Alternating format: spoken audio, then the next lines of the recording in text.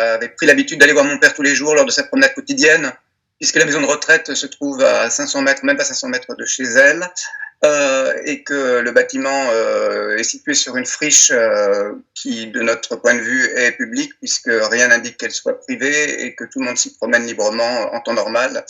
Là, maintenant, évidemment, avec le confinement, il n'y a plus grand monde, voire personne. Voilà, jusqu'au jour, c'est-à-dire fin de semaine dernière, où ma mère a été verbalisée par deux gendarmes qui lui ont dit qu'elle ne devait pas stationner devant la fenêtre de mon père, sans plus de précision. Voilà, et nous avions su qu'une autre dame avait été également verbalisée quelques jours auparavant, mais nous avions du mal à y croire. Voilà ce que je peux vous dire. C'est là que nous en sommes en réalité à présent.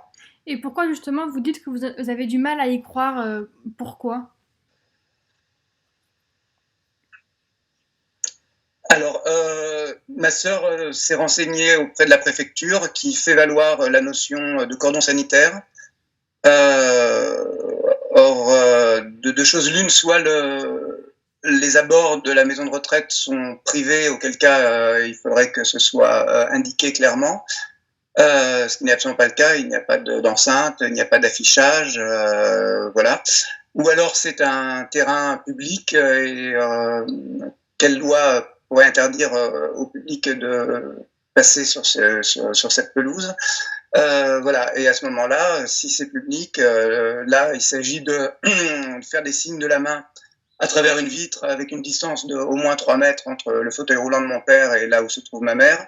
Donc je ne vois pas en quoi le cordon sanitaire ne serait pas respecté. Et la crainte de l'établissement qu'une fenêtre s'ouvre, ce qui dans le cas de mon père n'est absolument pas possible puisqu'il ne peut pas se déplacer même avec son fauteuil roulant, à ce moment-là c'est à l'établissement d'installer des dispositifs pour empêcher les fenêtres de s'ouvrir et qu'il n'y ait que le personnel qui puisse s'ouvrir.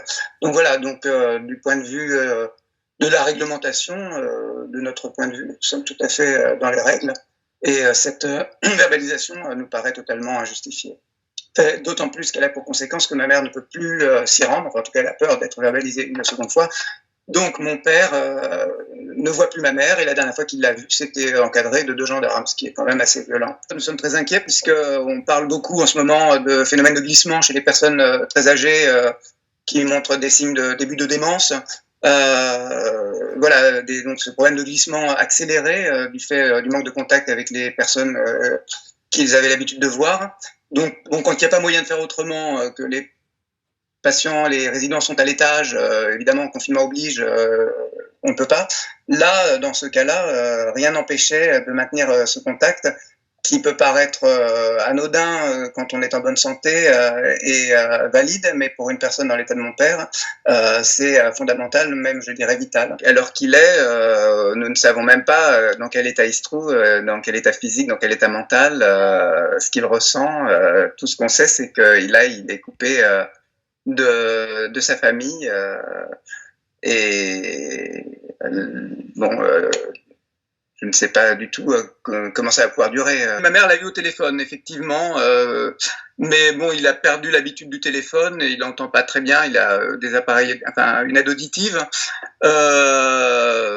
Voilà, donc le téléphone, effectivement, ça permet quand même d'entendre le son de la voix de ma mère, mais c'est peu de choses et effectivement, à cet âge-là, on n'a pas forcément grand-chose à se dire. Ce qui importe, c'est plutôt de voir la personne et le regard. Donc, bon, effectivement, le téléphone, c'est toujours mieux que rien, mais enfin, c'est très très peu de choses.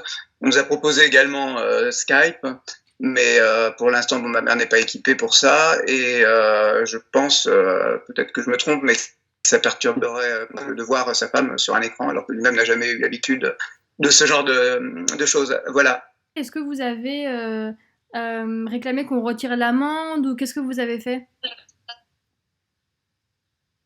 Alors, pour l'instant, nous n'avons rien entrepris, sauf alerter l'opinion publique, je dirais, par la voie des réseaux sociaux.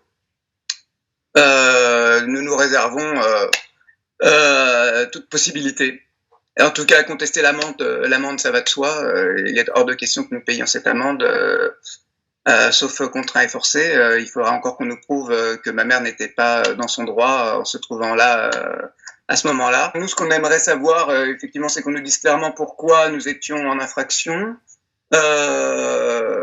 Pourquoi il semblerait, à la lecture de l'article qui est sorti dans la Dépêche du Midi hier soir, pourquoi l'établissement, enfin l'hôpital de Groyet, dont dépend l'établissement, a prévenu la gendarmerie et lui aurait demandé de patrouiller autour de la maison de retraite, sachant qu'il n'y a que 4 ou 5 personnes qui sont dans le même cas que ma mère, c'est-à-dire qui vont voir quelqu'un, comme le fait ma mère, c'est-à-dire une personne seule, que ces personnes ne viendraient pas évidemment toutes à la même heure, elles ne se donnent pas rendez-vous, elles n'iraient pas se poster devant la même fenêtre, donc ça fait à chaque fois qu'une seule personne sur un immense périmètre.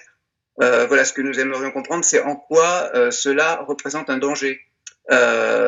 Pour moi, là, à l'heure qu'il est, c'est absolument incompréhensible. Et je souhaiterais avoir des explications de la part de l'hôpital de Groyet, si c'est bien eux qui ont donné qui sont à l'origine de cette demande.